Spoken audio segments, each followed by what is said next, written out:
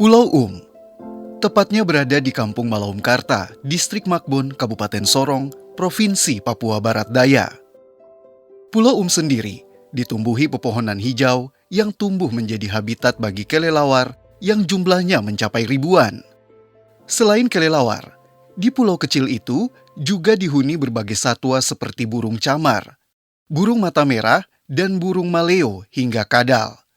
Mereka seakan bergantian menjaga pulau dari siang hari hingga malam hari. Pertama, Pulau itu karena dijuluki dengan satwa dan juga dihuni juga dengan pepohonan yang ada. Jadi pulau itu tidak hanya soal satwa yang ini, ada beberapa endemik satwa yang ada di dalam. Ada kelelawar, ada camar, ada maleo, dan juga ada jenis kadal yang disebut kecoak yang kecil-kecil. Terus ada juga satwa-satwa kecil, burungnya kecil-kecil yang hitam-hitam. Kita di masyarakat di sini sebut burung mata merah namanya. Tapi mungkin itu sejenis macam burung pipik atau apa. Itu juga di pulau itu ada keunikannya di situ juga karena dihuni dengan satwa, marga satwa yang ada, dan juga bahkan pohon. Karena kenapa habitat mungkin mereka bisa hidup menetap di pulau itu? Contohnya macam kelelawar. Kalau dia kenapa harus hidup tetap di situ? Karena mungkin dia rasa tempat itu nyaman bagi dia. Pulau terbilang pulau yang sangat kecil karenanya hanya berukuran sekitar 30 sampai 50 meter. Ukuran pulau yang kecil itu lantaran kondisi alam. Warga sekitar pun menjadikan Pulau sebagai tempat untuk beristirahat sehabis mencari ikan di sekitar pulau. Kalau keluasan sendiri dari Pulau ini secara teori atau penafsiran, kita cuma hanya merekayasan ini saja, tapi kita belum mengukur secara detail bahwa ukuran keluasan pulau itu berapa meter. Mungkin dia lebar berapa, panjang berapa, kita belum ukur secara ini. Tetapi secara kasat mata kita bisa pandang melihat pulau ini ya kalau kita sekarang kita bisa ukur aja mungkin kita dari ujung pinggir pantai sebelah matahari, sebelah darat ke sebelah laut, itu kita bisa ukur mungkin ya bisa sampai 50 atau 30 meter. Itu paling lebih 50, paling rendah ya 30. Begitu juga dengan samping. Ke samping juga mungkin ya tidak sampai 50, mungkin bisa 20 atau 30. Begitu juga dengan keluasan di pesisir, karena dia tidak persegi 4. Dia sudah semacam melengkung. Kalau dulu dia kan persegi 4. Kita lihat kalau ke tahun sebelumnya itu dia persegi 4. Di persegi 4 itu kita bisa ukur itu kalau dia bisa mencapai 1 kilo. Itu bisa mencapai 1 kilo. Kenapa saya bisa katakan 1 kilo? Karena ketika kita ada masyarakat biasa, kalau ketika ada di pulau, bersantai di pulau, ketika bersuara saja, itu kita masyarakat mungkin yang ada di bagian sebelah laut itu tidak bisa mendengar. Tidak bisa mendengar. Tapi sekarang ini bisa diteriak di darat ini, bisa dengar di laut.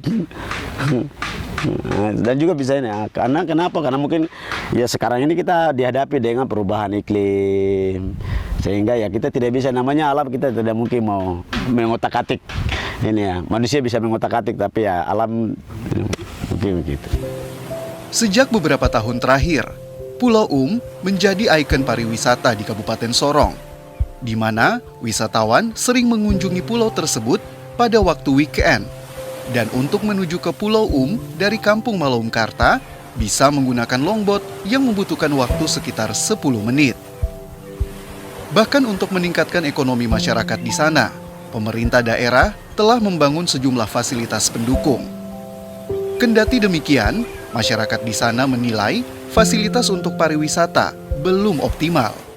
Bagi setiap orang yang datang, melihat, oh ini ternyata pulau ini bisa menjadi ikon tersendiri untuk menjadi daya tarik ini untuk para wisata. Nah, sehingga disitulah pemerintah melihat bahwa ini penting untuk bagaimana bisa membangun para wisata di Malomkarta, karena ada ikon tersendiri yang bisa menjadi daya tarik. Untuk sport dari pemerintah daerah sendiri, pertama kita lihat 2019 ya. 2019 itu mulai masuk pemerintah full time untuk membangun pariwisata di 2019. Dari 2019 sampai dengan 2020, 2021, 2022 sampai dengan hari ini kita ada di 2023. Kita bisa lihat sendiri bangunan fisik yang ada. Bangunan-bangunan fisik yang ini dengan ada beberapa toilet itu dibangun 2019. Itu 2019 dengan bangunan yang baru di atap ini itu juga di 2019. Ini tidak layak bagi masyarakat. Kenapa tidak layak bagi masyarakat?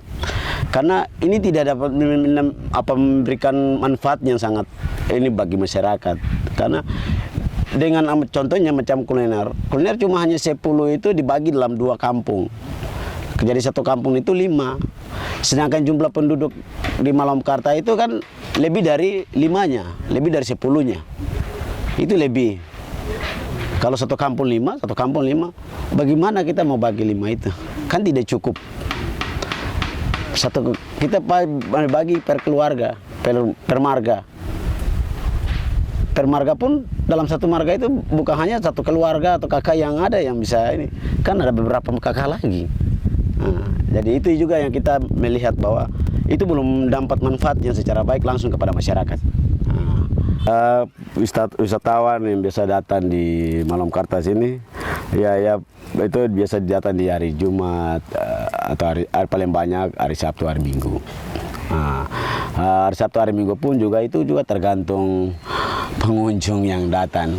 Ketika kalau ada pengunjung yang istilahnya mereka masih punya aktivitas pada saat hari-hari itu juga kan ya, namanya manusia setiap hari tidak mungkin harus full time ke tempat wisata, pasti juga ada punya kesibukan lain, ada orang lain yang datang.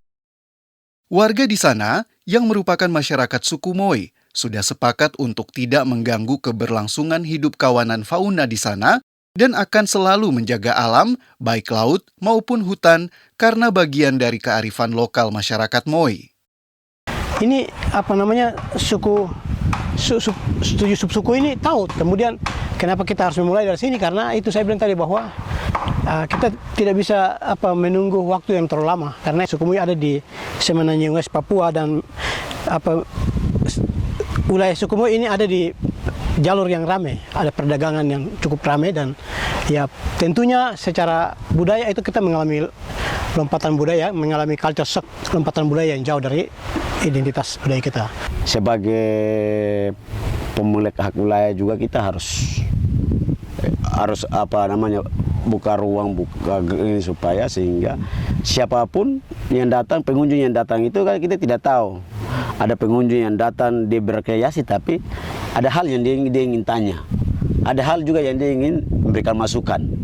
Ada hal yang dia memberikan saran, kritik. Hal itu kita harus wajar menerima. Karena kita mau bicara soal mengembangkan ikon wisata itu, kita harus menerima bagian itu. Dengan menjaga sumber daya alam yang ada di Kampung Malomkarta Raya, diharapkan menjadi wadah untuk meningkatkan ekonomi masyarakat di kampung tersebut. Mengangkat kembali kebiasaan-kebiasaan masyarakat adat yang selama ini berjalan di suatu wilayah ya. Misalnya kami setiap hari melakukan pengawasan terhadap hutan, laut. Bagaimana kita mengangkat ini, kita mendorong ini menjadi kebiasaan masyarakat Moi. Dan yang terakhir adalah membangun kecintaan terhadap budaya suku Moi sendiri. Ya pertama harus ada kesiapan kita sendiri dari masyarakat. Harus punya kesiapan, diri kita juga harus ada. Kalau kita tidak siap, bagaimana kita bicara ikon wisata, bagaimana menarik orang untuk harus datang.